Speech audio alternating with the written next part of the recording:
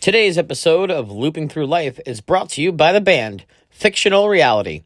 Listen now on Spotify.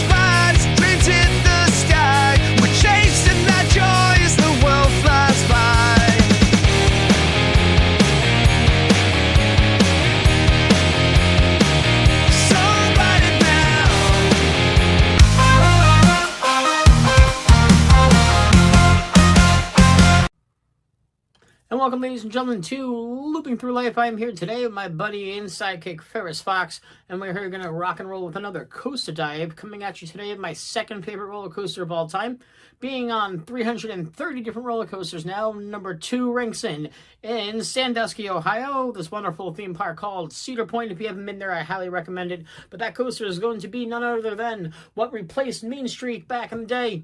And that is Steel Vengeance, ladies and gentlemen. That's right. My number 2 favorite roller coaster. All this airtime, an incredible first drop. I mean, honestly, out of all the RMCs out there, it's probably my second favorite RMC. Ah, yes. Steel Vengeance. The only thing at Cedar Point taller than Ryan's stack of overdue bills. You haven't really experienced this ride until you've camped in your car outside the park, eating expired Lunchables. I mean, who reviews world-class coasters and books motels with bloodstains and hourly rates? You know, compared to other RMCs out there, she really does take the cake, considering all and everything together. Such a smooth ride. Bold claim coming from a guy whose coaster rankings change more often than his cell phone carrier. I mean, it's smooth, it's aggressive, it has more airtime than most coasters in Europe. Yeah, and it still handled you better than that flight you booked with 2 layovers and a middle seat next to a feral toddler. I mean, and that's the thing with RMC. You take their worst coaster, and it's still a good coaster, Unlike you, who once got winded climbing the stairs to ride it, you looked like you were auditioning for a Life Alert commercial. Before Steel Vengeance rose to fame as one of the most celebrated roller coasters on Earth, it was something else entirely. A ride known more for disappointment than thrill. That ride was Mean Streak, a hulking wooden coaster that loomed over the back corner of Cedar Point for more than 2 decades. Let's rewind.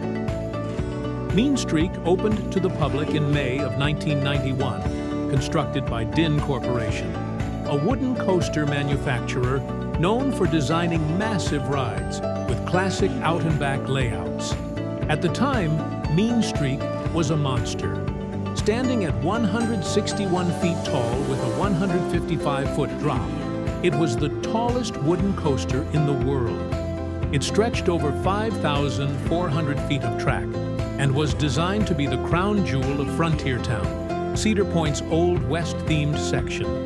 And for a moment, it was. But what should have been a wild ride through the woods quickly became infamous for one thing: roughness. Mean Streak's jackhammering turns and shaky, painful airtime hills became the stuff of coaster fan complaints. Despite numerous retracking efforts and attempts to smooth it out, the ride never quite lived up to the hype. It looked gorgeous, with its latticework of wood and massive structure visible across the park. But to ride it was to endure a bumpy, awkward journey that left guests underwhelmed and bruised. By the 2010s, the ride had developed a reputation among coaster fans as a must-skip. Not because it was boring, but because it was painful. And in 2016, Cedar Point finally pulled the plug. On September 16, 2016, Mean Streak gave its final rides. And while the park didn't say what would happen to it, enthusiasts had their suspicions. Because something was already rising in the coaster world: Rocky Mountain Construction.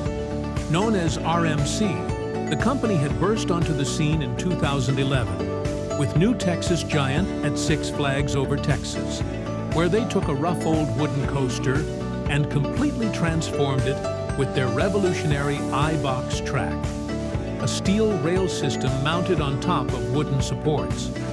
It offered the best of both worlds, the structure and feel of a wooden coaster with the smoothness and flexibility of steel. The result?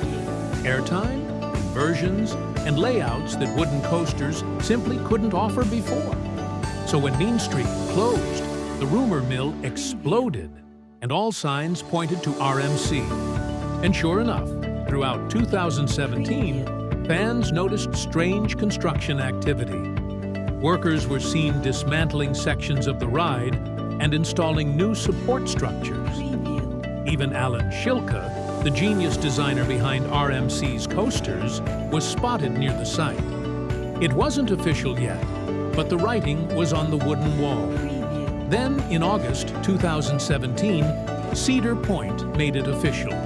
The coaster formerly known as Mean Streak was being reborn, and it had a new name, Steel Vengeance. What followed was one of the most ambitious coaster transformations in history. The original structure was retained and reinforced, but the layout was completely overhauled.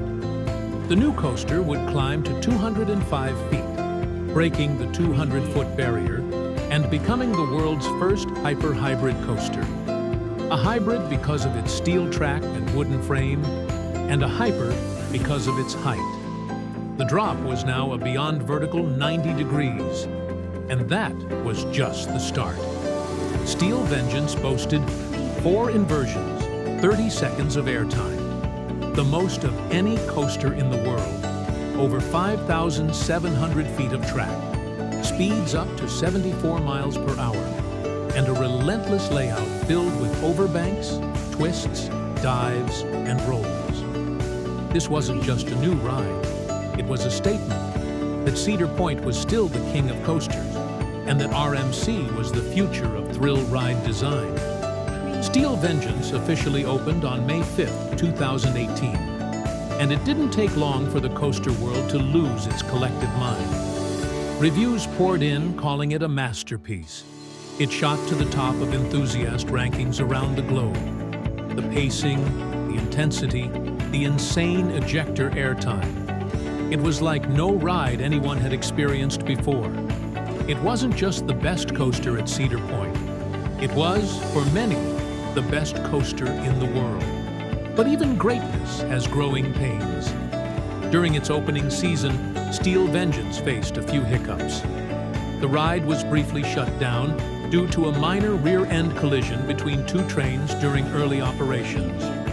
No serious injuries occurred, but Cedar Point introduced new block safety systems and, for a time, required riders to store all loose articles, including phones, in lockers before boarding. It even became the first coaster in the park to implement a metal detector screening process before boarding.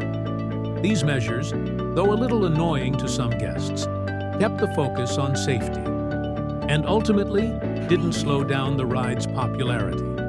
Since its debut, Steel Vengeance has remained a bucket list coaster for thrill seekers everywhere.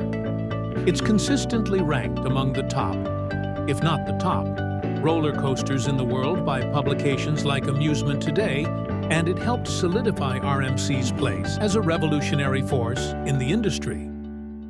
Even years later, no ride captures the same combination of speed, airtime, aggression, and fluidity quite like Steel Vengeance.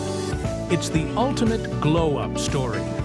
A forgotten wooden giant transformed into an icon of engineering and adrenaline. From the ashes of Mean Streak, Steel Vengeance didn't just rise, it obliterated expectation. Steel Vengeance is timeless and will continue to thrill riders for years to come.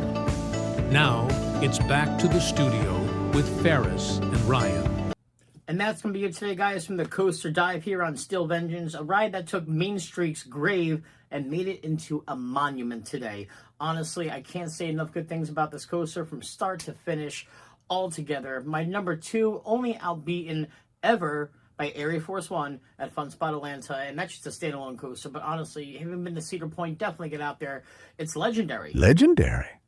please, it's the only thing in Ryan's life that's lasted longer than 3 minutes and didn't end in disappointment. Don't forget to like, subscribe, and maybe send this man a GoFundMe so he doesn't have to film the next episode from a Waffle House parking lot. And if you didn't enjoy this video, well then take your crusty opinion, shove it up your fast lane pass, and go ride a damn boomerang. Ferris out.